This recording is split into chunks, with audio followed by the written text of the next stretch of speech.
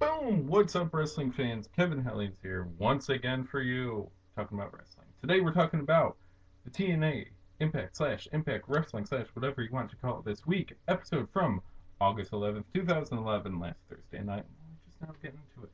Now, some of you might know that I have to go ahead and watch TNA online a lot, and luckily, TNA has their own free, legal, worldwide YouTube channel. So you can just watch stuff on there. Fucking awesome. If I go and I see a great match, like what AJ Styles versus Christopher Daniels versus Samoa Joe put on, I can show that. I can be like, hey, watch this awesome match. At least, at least that's what one would think. That's what you would think that you could do. But no, you'd be fucking wrong, wouldn't you? Let's go through. Now, I have the notebook so I can remember what happened. And my write up for TNA this week doesn't even take up half a page. Okay? It's a 2 hour show. Raw, 2 pages, 4 pages sometimes, depending on how much is packed. Pay per view, fucking A. I wrote 4,200 words about SummerSlam. Go check it out at teamhellions.com of the Smarked for Death column. While you're there, look at my comic book reviews under Most Fun Comics. Look at everything I have to say and look at great stuff from my writers like Chris Lewis, Keith Crafter, Rob Christofferson, and any other guests that I might have. And always I remind you, the TeamHellions.com is sponsored by my fiancée and her lovely artwork and crafts, which you can check out over at Nerd Nuptials on Etsy.com. This has been my commercial. So anyways, back to TNA. Eric Bischoff says their new X Division rules. Interesting. What are these X Division rules? 225 pounds or less. So when the X Division says it's not about weight limits, it's about no limits. Apparently the new thing is it is about weight limits, and there are some limits. Because we had one thing that we did fucking better than anyone else in the national spotlight. Let's fuck it up too. So yeah. Now granted, they're like, we'll keep guys like Abyss out of the X Division. Alright, cool, he didn't really belong there to begin with. Let me go through some other X Division champions that would keep out. Now, I would keep out Kurt Angle, which I have other shit to say about. Okay. But it would also keep out someone like Samoa Joe, who, granted, TNA, apparently you forget he exists. Apparently you forgot he's under contract to your organization. But he is a fantastic wrestler, and he does deserve more. And he damn sure weighs more than 225 pounds. Samoa Joe weighs less than 225 pounds. Then I also weigh less than 225 pounds. But anyways, that happened.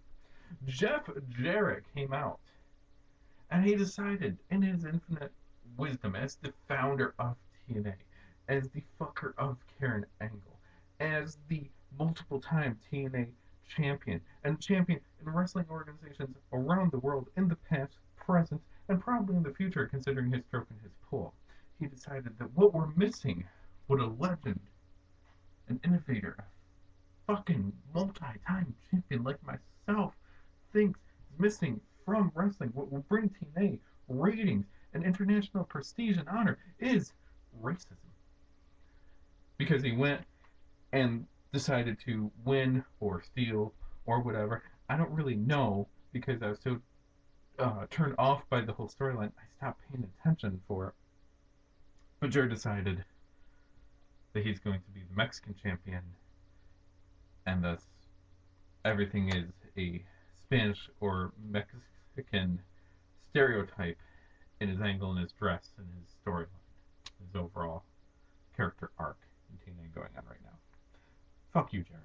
You should fucking know better. Alright? I'm not saying wrestling should be perfect. I know wrestling is going to be offensive. But fucking really? This is the best you got? This is the best you can come up with? Pathetic. Now, apparently, so Kurt Angle comes out, cuts promo, Angle's new champion, won it at the last pay-per-view, which I couldn't even bother to watch. Could have. Would have been very easy. Would have been just, I sit there, I'm watching the show. Couldn't fucking bother. That's how much TNA has wrapped me up in their storylines. I couldn't fucking bother to watch something for free when I have nothing else to do. But Kurt Angle's new champ, and he's cut a promo about where where my allegiance is, what's going on. And then Sting comes out, and words are said. And then Hulk Hogan comes up from behind and hits Sting. And then Kurt Angle and Hogan both attack Sting. And Angle apparently has some sort of deal going on with Hogan. Wasn't I supposed to cheer Angle going into the last show? Like just a week ago. I'm pretty sure. I'm pretty sure I was supposed to cheer him not that long ago. And now I'm not for no good reason. Um, and he's been heel and face many, many times over. Like TNA has only been in existence what, 7 years? And Angle wasn't there at the beginning. So if I guess he's been there 5, let's just say 5, just for easy math. He switched allegiances at least 10 times in that time frame. In that same time frame, John Cena's been a face, and we've all been begging for them to turn him heel just to see what happens there. Like, who the fuck switches this much? This is bad booking. This is WCW when, oh, you're a heel because you joined NWO, but we're cheering NWO, so it's okay and you're cool, so you have to feud with a heel that's in WCW, but then we want you to feud against the NWO and break off. But they cheer NWO, but they're cheering you too, so you need to do something dastardly. But then we want fucking awful. Going on. There's a 6-man Bound for Glory match. Bobby Roode, Robert Roode, whatever Roode.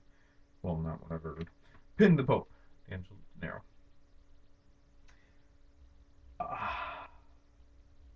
Going back to the time frame. This Jarrett thing that was awful, 7 minutes on YouTube. This Angle thing that was awful, 7 minutes on YouTube. 6-man match, people probably busted their ass, worked hard, maybe got hurt, less than 2 minutes. TNA, where wrestling matters. Except apparently if you watch it online, then only 2 minutes of it matters. Immortal attacked Mr. Anderson. So he was a good guy, or at least people liked him. And then he joined Immortal, so he was bad. And then Immortal beat him up. So now I guess he's good. All this within about a month. Can I get some sort of flowchart scorecard thing? That'd be fucking great. By the way, there was a segment with Eric Young, the TV title, and Eric Young's journey. I'm tired of it. I'm tired of this at bullshit angle. Eric Young's a great wrestler. You have the belt that you're just like, throw it away. If you're not gonna do anything with it, get rid of it. Just have it disappear. Have fucking Dennis Knight Midian find it in a trash. Okay? Or Hacksaw Jim Duggan find it in trash. There's a lot of secondary titles being found in trash or bags or something. It's a little weird. Yeah. Like, get rid of it, do something else with it. This is pathetic. Tara and Miss Tessmacher defended the Knockouts Championship tag team titles against ODB and Jackie, who I thought didn't have jobs and who I thought were feuding with Velvet Sky.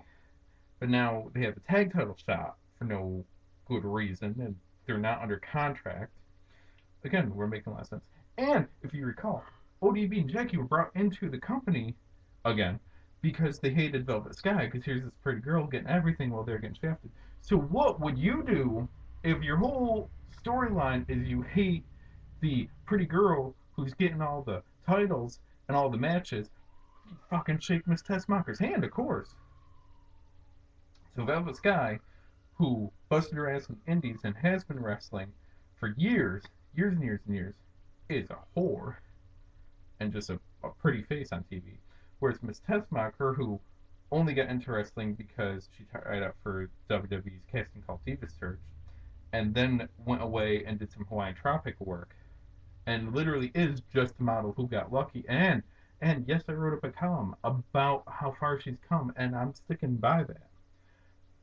But logically, if you're gonna piss on Velvet Sky, then you should piss on Tara for the same things. Am I wrong? I know I'm bringing logic into wrestling, and that's wrong. So anyways, all that crap happened. Crimson versus Immortal, and all 3 members of Immortal, and yet somehow Crimson pulls out the win, pins Gunner, yay, and then Angle attacks Crimson because Angle's gonna attack all the young guys. Okay. I mean, it's Sting that you just and Sting's older. Your team with Hogan's older, and you had matches with Anderson who's older and Rob Van Dam who's older.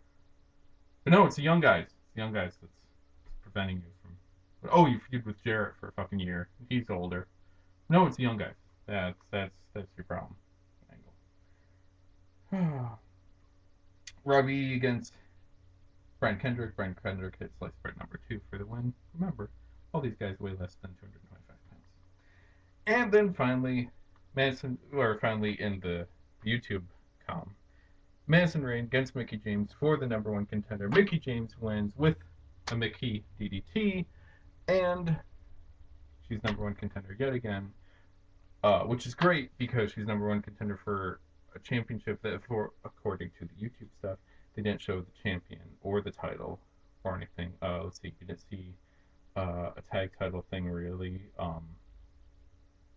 We didn't see the TV one, as you know. We didn't see AJ Styles or Samoa Joe or Chris Daniels or Jerry Lynn or many of these other guys. What the fuck's going on in TNA? Like, it boggles the mind. Oh, the Mickie James one, she wrestles in high-heeled cowboy boots as well. Because nothing says I'm a serious wrestler like high-heeled cowboy boots. That was my rant on TNA. And by the way, this video will take you longer to watch than the entire 2 hours that TNA has thrown up online.